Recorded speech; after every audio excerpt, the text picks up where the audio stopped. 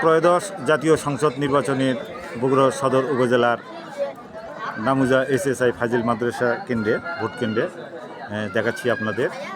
তো এখানে এই ভোটের বিষয়ে বিভিন্ন তথ্যপাথ্য স্থানীয় এই বিএনপির নেতাদের কাছ থেকেই। মুস্তফা ভাই, আপনি তো ওই ওয়ার্ড বিএনপির সভাপতি, কেমন হলো ভোট বলেন? ভোট কেন্দ্রের আহ্বায়ক হিসেবে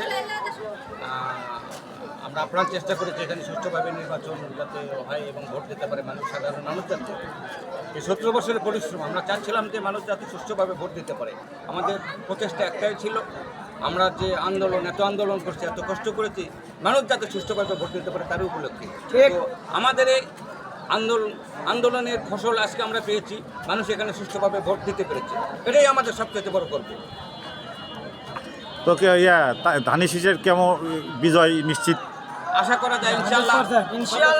মানুষ যেভাবে ধানের শীষে ভোট দিতে, এখানে আমরা নিশ্চয় অবশ্যই জয়ী হব এবং বগুড়া সদরে বিপুল ভোটে ইনশাআল্লাহ। 5 নং ওয়ার্ড বিএনপির সাধারণ সম্পাদক, 4 নং ওয়ার্ড বিএনপির সাধারণ সম্পাদক আজম।